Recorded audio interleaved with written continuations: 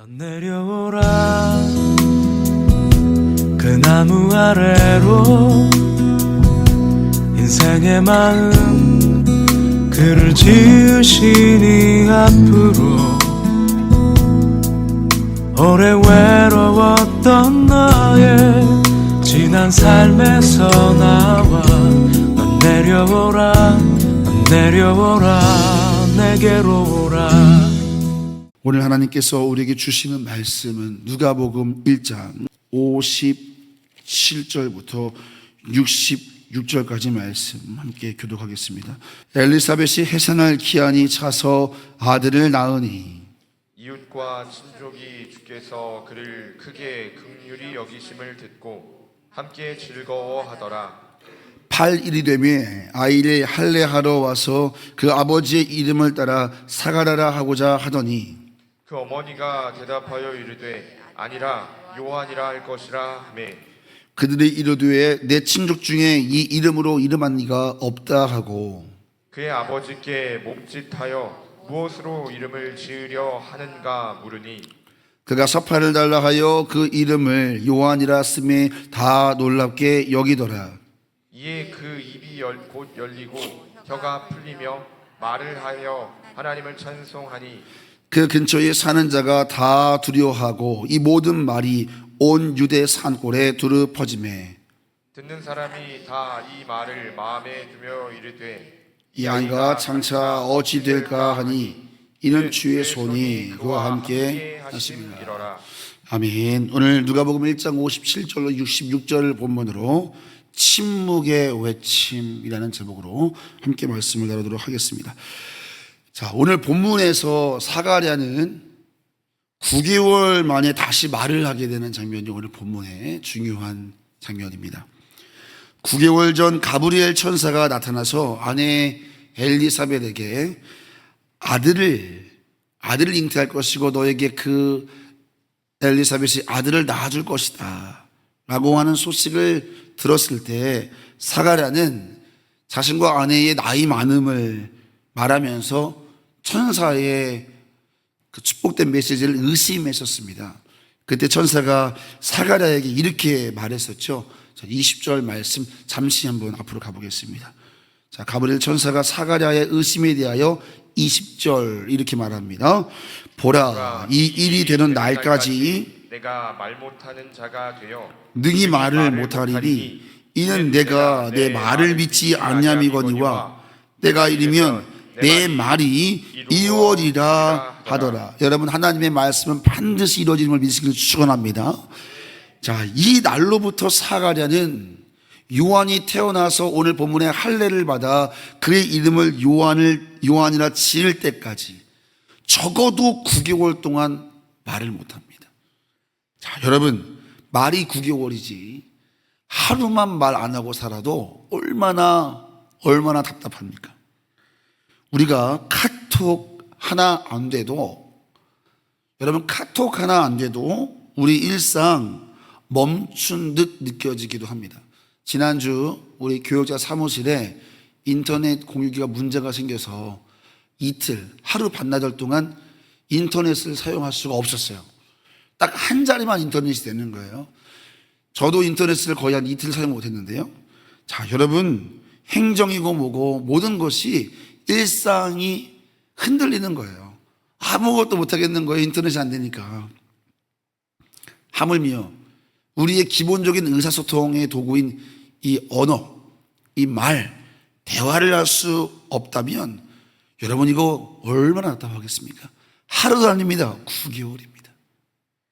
한번 잘 생각해 보세요. 9개월 동안 말을 못한다. 이거 특별한 시간 아닐 수 없습니다. 현대인의 삶은 방금 말씀드린 대로 점점 침묵에 낯설어집니다. 우리는 침묵을 매우 어색해합니다. 말이 없으면 어색하고 침묵이 길어지면 불안합니다. 늘 소리와 정보, 또 수많은 대화 속에 살다 보니 잠시라도 조용해지면 뭔가 텅 빈 것 같고 뭔가 잘못된 것 아닐까 불안해질 때가 있습니다.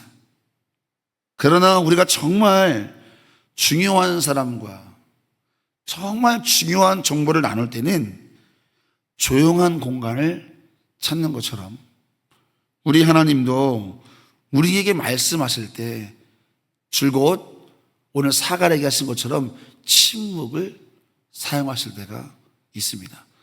자, 오늘 저는 두 가지의 침묵을 여러분에게 소개하고자 합니다. 첫 번째는 따라해 보겠습니다. 자발적 침묵. 그래서 여러분, 우리 신앙생활 하면서 가끔 이 자발적 침묵의 시간을 의도적으로 갖는 거 매우 중요합니다. 하나님이 침묵 속에서 말씀하시기 때문입니다. 가끔 텅 빈 성전에 고요하게 앉아 눈을 감고 아무 소리 내지 않은 채 여러분 기도해 본 적 있으십니까?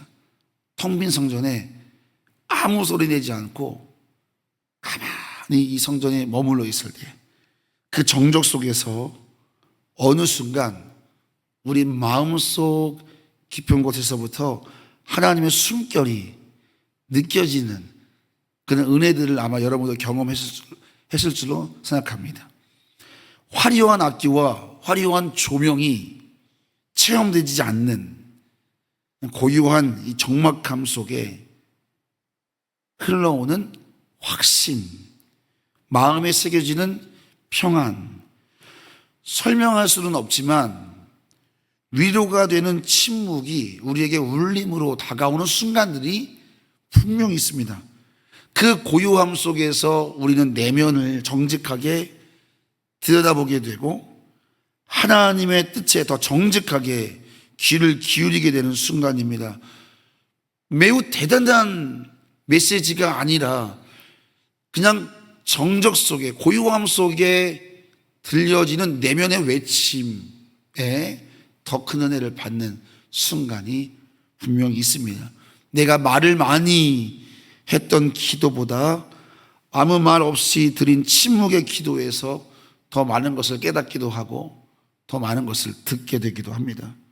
하나님은 오늘도 침묵 속에서 말씀하시고 고요함 가운데 역사하시며 우리의 믿음을 자라게 하십니다. 사랑하는 성도 여러분, 하나님과 자발적 이 침묵의 데이트를 많이 도전하시기를 예수님의 이름으로 축원합니다. 그래서 아무도 없는 시간에 성전에 머무는 것을 서로 앞다퉈서 사모한다면 여러분의 영적인 내면에 여러분의 영혼의 유익이 상당할 것이라고 생각합니다. 우리 조은육교회가 이 자발적 침묵 사역에 익숙해지는 교회 되기를 예수님의 이름으로 축원을 드립니다. 자, 두 번째 따라해 보겠습니다. 수동적 침묵.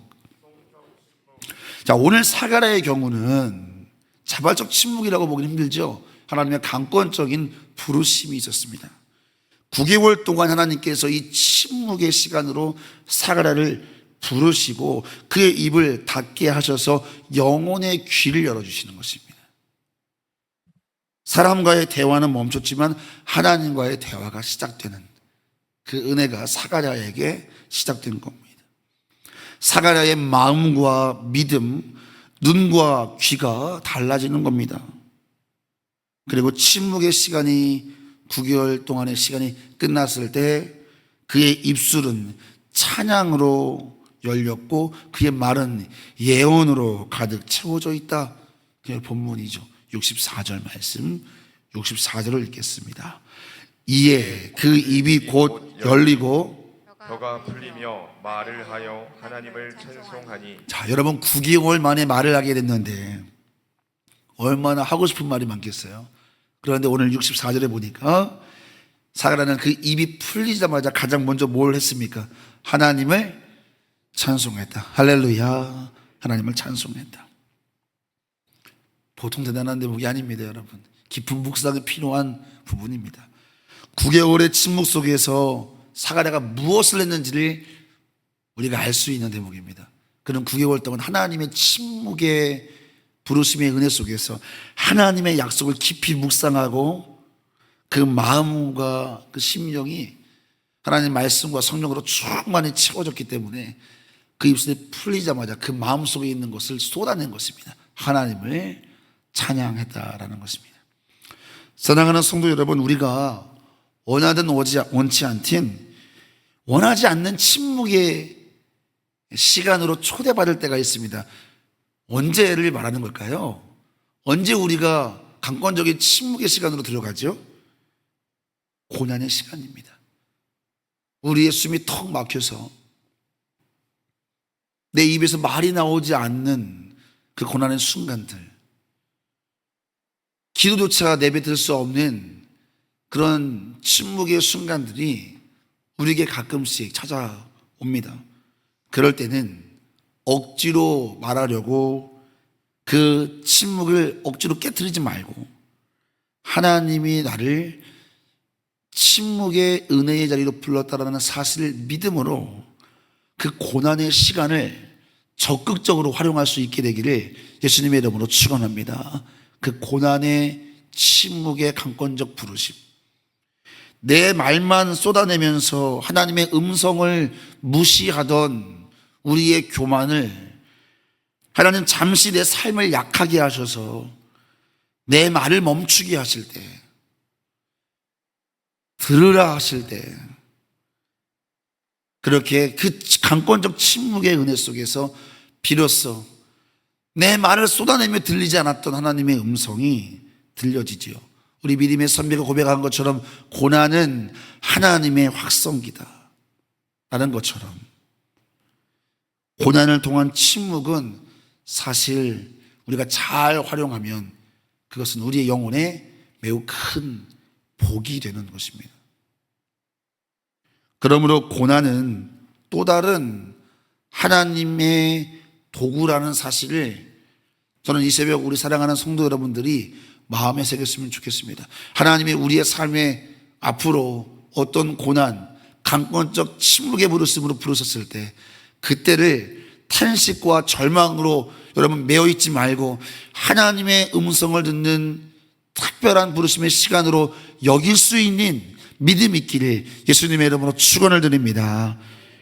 내 마음이 낙심해요 근심에 누릴 때 주께서 오사 우리에게 새 힘을 주실 것입니다. 성전으로 나와 도리어 침묵을 누릴 수 있는 그 고난의 은혜, 우리가 여기까지 갈 수 있다면 어찌 사단이 우리를 무너뜨릴 수 있겠습니까? 자, 여러분, 그런데 오늘 이 침묵 후에 앞서 말씀드렸지만 사가랴의 입이 열리자 찬양이 선포되는데 그 찬양의 내용은 내일 우리가 나누게 될 67절부터 80절까지 말씀, 1장의 나머지 모든 말씀은 그 사가랴의 찬양이 기록되어 있습니다. 근데 여러분, 그 찬송이 얼마나 강력했는지 자 65절을 다시 보겠습니다. 64절에서 그의 입이 열려 하나님을 찬양했지 않습니까? 자, 그 65절입니다. 시작. 그 근처에 저에서 사는 자가 다 두려워하고 이 모든 말이 온 유대 산골에 두루 퍼짐에 듣는 사람이 다 말을 마음에 두었다.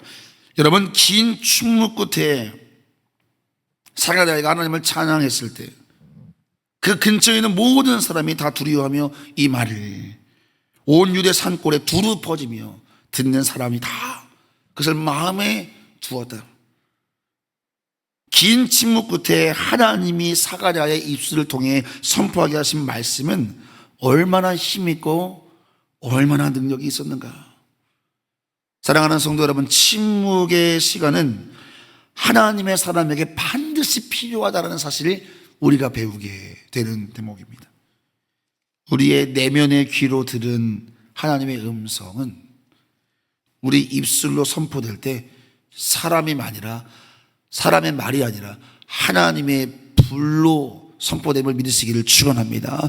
내 영혼으로 들어진 말씀, 그 레마의 말씀은 여러분의 입술을 통해서 선포할 때 말씀의 검이 됩니다.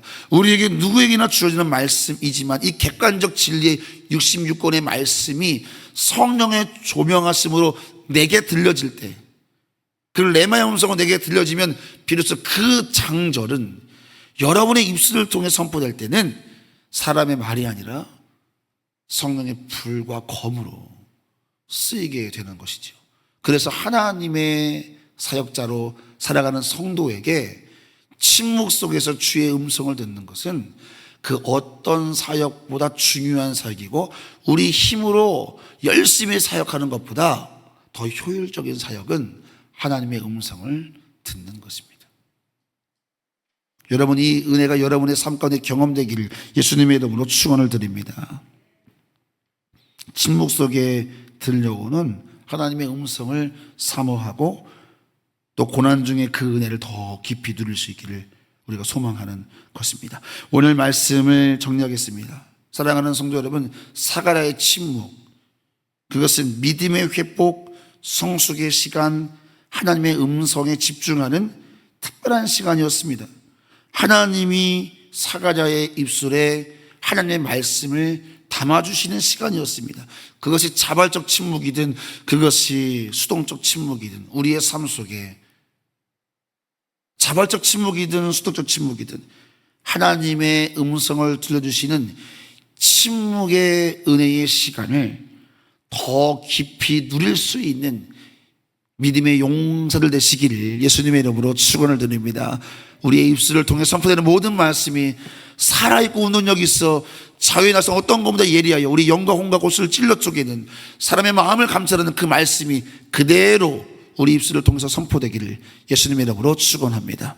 기도하겠습니다. 오늘도 1000번째 이슬미 청년 오하엘 원앙어린이 하나님 앞에 예물 드립니다. 하나님 감사합니다. 오늘 사가랴의 침묵 속에 담긴 그 침묵의 은혜의 시간을 깨닫게 하심을 감사를 드립니다. 그것이 우리의 자발적 침묵이든 그것이 수동적 고난의 침묵이든 어떤 침묵이든 간에 하나님께서 적막함과 고요함 속에 우리의 말을 멈추게 하시고 하나님의 말씀을 듣게 하시는 그 은혜가 우리의 삶과 사역에 너무나 필요합니다.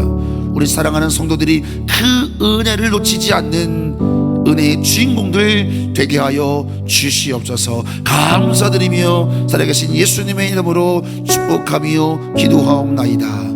아멘.